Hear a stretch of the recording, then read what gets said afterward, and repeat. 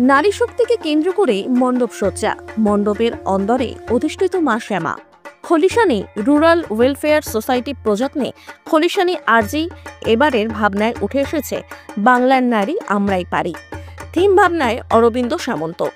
নারী কেবল রন্ধনশালা কিংবা সন্তান প্রতিপালনকারিণী নন, আজ নারী পা রেখেছে সমাজের প্রতিটি স্তরে।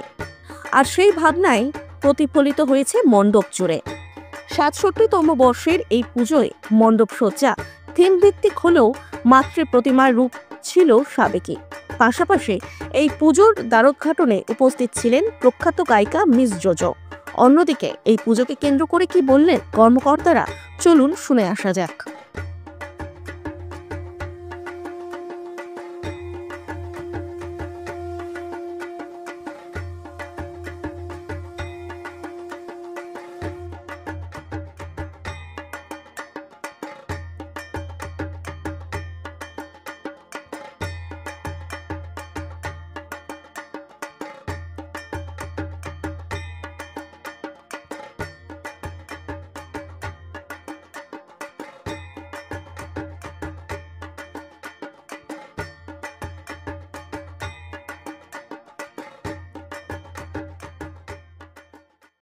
স্বপ্নে যাকে ইচ্ছে মতন দেখেন আমি সেই মেয়ে।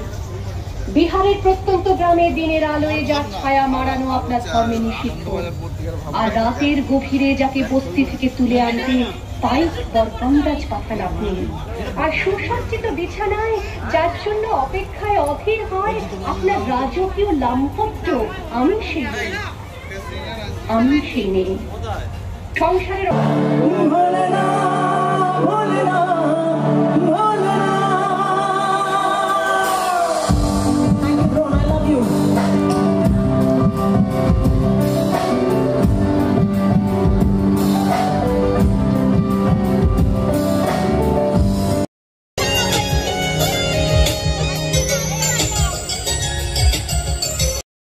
রাজ্য শাসন প্রতিটা ক্ষেত্রে অগ্রণী ভূমিকা নিয়েছে। তাদেরই সেই ভূমিকাকে আমরা গুরুত্ব দিয়ে তাদের ব্যবহার্য বিভিন্ন আঙ্গিকের জিনিসগুলোকে আমরা লক্ষ্য করে আমরা এখানে এবারের মণ্ডপ সাজিয়ে তুলেছি।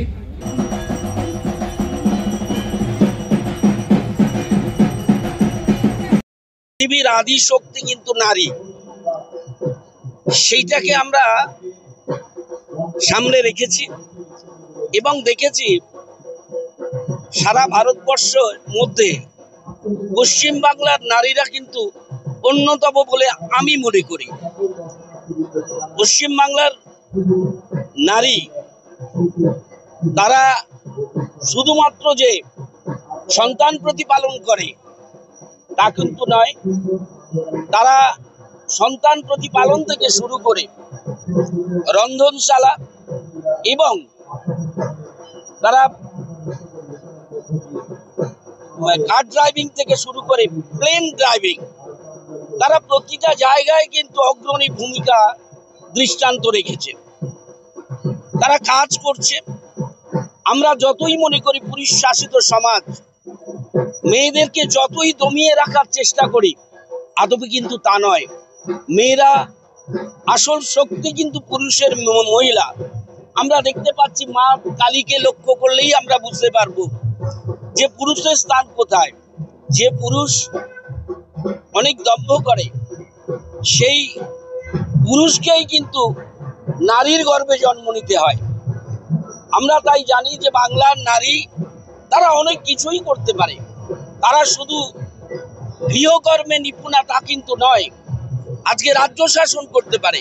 আমরা দেখেছি, আজকে দেখবেন আমার এই এখানে কাদম্বিনী গাঙ্গুলি থেকে শুরু করে মাতঙ্গিনী হাজরা, মাদার টেরেসা এবং মমতা ব্যানার্জির ছবি রেখেছে।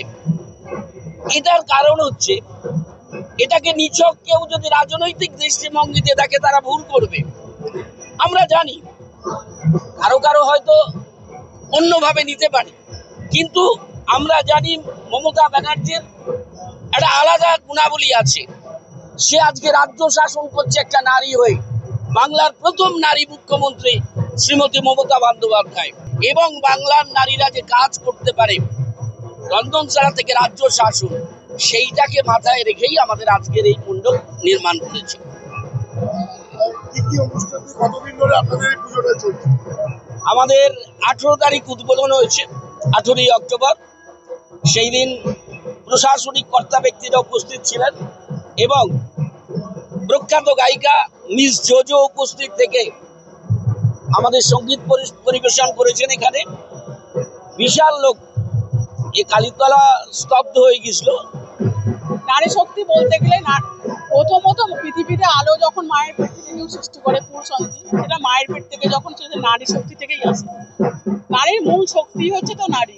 পৃথিবীতে জন্ম, লালন পালন, সংসার, একটা নারী না হলে সংসার চলে না। সমস্ত দিক থেকে দেখতে গেলে নারীদের শক্তি অনিবার্য। নারীদের কাজকর্ম শুরু সবকিছু কার্যত বাচ্চা সামলালো, সংসার থেকে শুরু করে আপনার ট্রেন, এরোপ্লেন, রাজ্য সবই কিন্তু নারীরাই করে।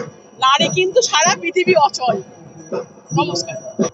এটা নারী শক্তির ওপরে পুজোটা হয়েছে, মানে আমাদের সম্পাদক সমর মান্না, উনি নারী শক্তির ওপরে এই পুজো কমিটিটা মানে রেডি করেছেন। এবার মেয়েদের মানে আরো এগোনোর দিয়েছে, এইটুকানি বলতে চাই। আজকে যে আমাদের মণ্ডপ সজ্জা হয়েছে, নারী শক্তিকে তুলে ধরা হয়েছে। নারী শক্তি যেভাবে হচ্ছে উন্নতির দিকে এগিয়ে যাচ্ছে, আগামী দিনেও আরো এগিয়ে যাবে নারী শক্তি। সেই ভাবনা চিন্তা রেখে আমরা আজকে মহিলা কমিটি থেকে শুরু করে আমাদের সিনিয়র সমর কাকু আছে, সমর কাকু ওনার আদর্শে আমরা যেভাবে হচ্ছে ভাবনা চিন্তা করি দীর্ঘদিন আগে দেখে আজকে এই প্রথম আমরা হয়েছি। এই কঠোর পরিশ্রম, সবার পরিশ্রমে আজকে সফলতা অর্জন করেছি। এর থেকে আনন্দ হতে পারে না। নারী আমার মা, নারী আমার হচ্ছে বোন, নারী আমার দিদি। তাই প্রত্যেকটা পুরুষতান্ত্রিক ছেলে, কাকু, ভাই, তাদের কাছে আমার রিকোয়েস্ট থাকবে যে আগামী দিন নিজের মা বোনের মতন প্রত্যেকটা সমাজের নারীকে সম্মান দেওয়া উচিত।